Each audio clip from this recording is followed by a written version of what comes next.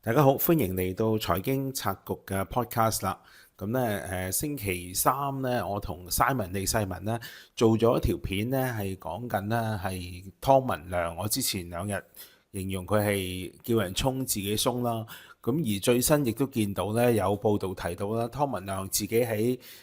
陽明山莊嘅豪宅咧，自住嘅豪宅都決定放售啦。講緊係叫價2億，咁呢個動作係咪都係進一步代表去睇淡樓市呢？而調翻轉相反理論，係咪當最後一個大好友都轉態嘅時候，樓市可能就會咁樣見底呢？咁我同Simon喺片段入邊都有唔同嘅分析㗎，咁希望大家呢係有機會啦，都睇翻相關嘅片段喺李世民嘅財經頻道，咁多謝大家支持啦。咁另外呢，喺星期三當日呢，我亦都做咗一條片啦，係講緊中國呢釋放咗美國嘅美資嘅盡職調查機構美思明哲嘅5名中國員工，咁似乎亦都釋出咗呢一啲係對外資企業嘅一個表達良好意願嘅一個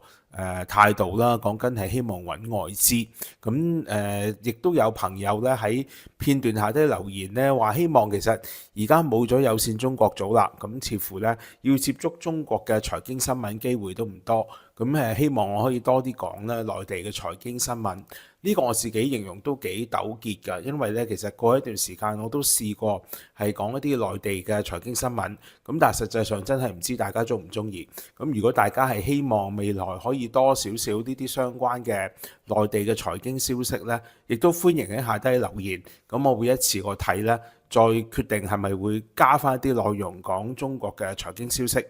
咁今日咧，所會都會想講下咧，其實講緊我哋過去呢幾個月咧，恆指大幅反彈啦，由舊年底講緊10月11月，恆指18000點，而家上翻24000、25000都嚟啦。咁好似沈大師講，我哋3萬點不是夢啦，甚至可能係咪會高見4萬點呢？咁變咗成個金融市場呢，其實係相當之活躍。咁成交亦都好似港交所自己形容啦，而家日均成交由舊年嘅1000億，亦都已經上到千幾，甚至有幾個交易日去到2000億。咁似乎成個金融市場呢，係咪真係翻咗嚟呢？咁但係我哋又見到咧喺坊間上咧，就市民亦都唔太感受到咧今次金融市場反彈股市帶嚟嘅所謂財富利好嘅消費效應。咁到底背後又有咩事發生咗呢？我哋最新見到咧係彭博有報道形容啦。即使係一啲外資大行而家都唱好翻香港股票市場，但係實際上佢哋身體最誠實，似乎咧過去一段時間咧，呢啲外資大行咧都係持續減少緊咧佢哋相關嘅員工數目，都係做緊一啲裁員行動。我相信即係喺中環翻工嘅一批即係金融界嘅朋友咧，應該都好清楚噶啦。咁而彭博根據證監會持牌記錄嘅分析咧，係發現過去12個月咧，包括係瑞銀啦、發巴啦同其他跨國公司咧，有40個前嘅銀行家咧都轉職咧去到中資嘅券商嗰度工作。咁似乎咧背後反映咗咧係中資咧真係崛起啦，取代咗呢啲外資行喺香港嘅所謂國際金融龍頭嘅一個位置。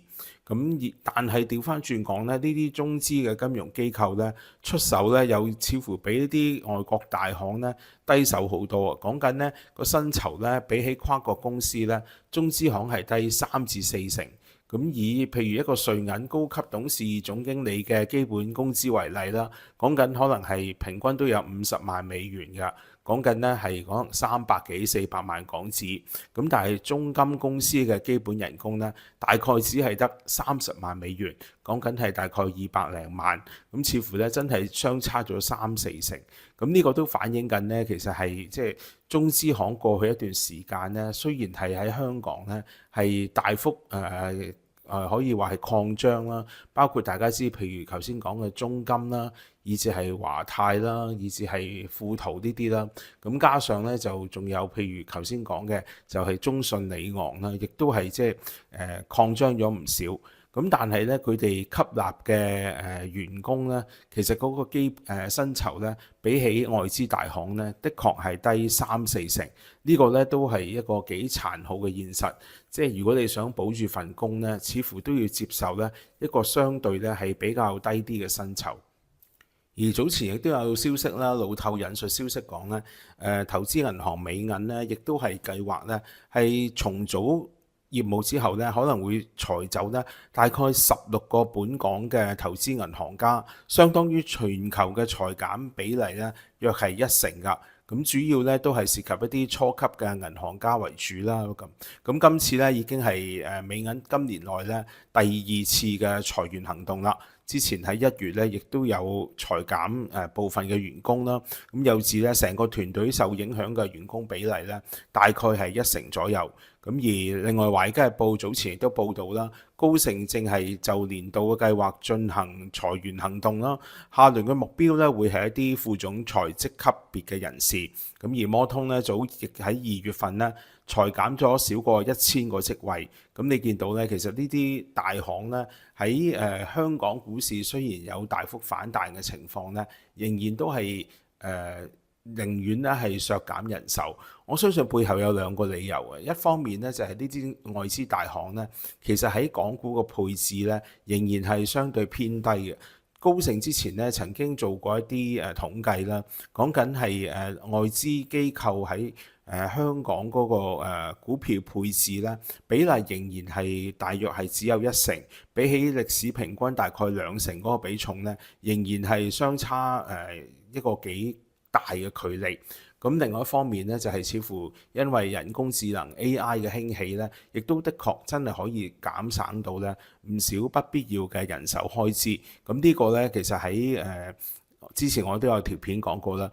星展銀行全球亦都係計劃裁減4000個合約員工。咁呢個咧正正就係佢哋用緊 AI 咧可以取代呢一個部分，而且受影響嘅唔單止係講緊投資銀行家，甚至乎係好多講緊涉及金融活動嘅一啲法律界人士啦。根據法律界立法會議員林新強嘅研究咧，其實唔少喺香港同內地嘅外資律師行咧，都係繼續減少緊人手嘅。佢形容咧近年香港法律界嘅市場咧係進入佢30年嚟咧係表現最差嘅，有年輕嘅失業律師咧更加失業超過1年。咁呢個背後都反映咗咧，雖然股市興旺，亦都 IPO 香港舊年重返全球排名第4，咁但係香港金融市場真係受惠到嘅員工或者係金融精英呢，其實唔係太多，而且我哋亦都陸續見到呢，其實外資呢係進一步撤離香港。譬如我哋講緊加拿大安大略省嘅退休基金呢，亦都據報呢會關閉喺香港嘅辦事處。講緊呢，佢嘅員工呢一部分呢香港會調去新加坡啦，其他就會裁員啦。咁截至舊年嘅年中呢，呢個加拿大嘅安大略省退休基金呢，講緊個資產規模呢都唔少嘅，講緊呢係大概1.4萬億港元嘅。而佢哋嘅員工數目呢，由22年9月嘅35名呢，已經係進一步減少啦。咁當全面撤出咗香港之後呢，咁相信就會全部係裁走咗。咁呢個加拿大安大略省退休金呢，如果有啲年資嘅朋友呢，投資者呢，都會其實都久仰大名啊，因為其實好多時呢，之前好多譬如一啲配股嘅活動啦，啲新股嘅活動啦，呢個加拿大安大略省退休金呢，其實都幾重手咧，係參與港股嘅活動嘅。咁但係而家佢自己就表明啦，因為會優化呢啲地方業務嘅重組啦，將會係通過新加坡同孟買嘅辦事處咧，係進行亞太唔同地區嘅投資安排。呢個正正就係我講呢，其實而家喺全球化之下呢，要投資一個市場呢，實際上係咪需要喺當地設立辦事處呢？如果係一個即係遙距或者一個 remote 嘅一個控制呢，其實已經係好容易將自己嘅資產呢分配到全球市場。香港嘅投資者過去2年呢，大家都好活躍參與美股呢，相信都好明白呢個道理。咁但係講到最後啦，而家我哋見到話股市咁暢旺，又話東升西降，咁其實喺咁嘅背景之下，點解金融機構仍然係好難去即係做出一個即係咁增加人手嘅背後嘅理由呢？咁我相信一方面地緣政治始終係有一定嘅掣肘或者限制啦，因為而家譬如美國政府都曾經落咗一啲投資禁令，係講緊一啲可能係對沖基金或者係一啲退休基金未來要投資喺香港市場，佢哋認為咧係一個敵對勢力啦，其實咧都會受到掣肘嘅。所謂一個即係基於國家安全嘅一個考慮，咁呢個咧無疑亦都係令到呢啲外資大行咧係咪即係願意去喺香港增聘人手咧，都會係多咗一重國家安全嗰個考慮。咁呢個咧亦都係冇辦法之下咧，係會影響到咧香港金融市場一啲員工嘅招聘。咁而且港股係咪真係可以持續到嗰個升勢？而家去到24,000、25,000點啲水平，有啲大行講緊嘅年度目標呢，亦都係大概係呢個水平。到底再上係咪真係可以去到30,000甚至40,000點呢？咁呢個大家自己呢，其實都應該心中有數㗎啦。好啦，今集我哋分享講到呢度，希望大家中意今日嘅節目內容啦。未訂閱嘅朋友希望可以訂閱，大家可以 like、share、subscribe。我哋聽日再會。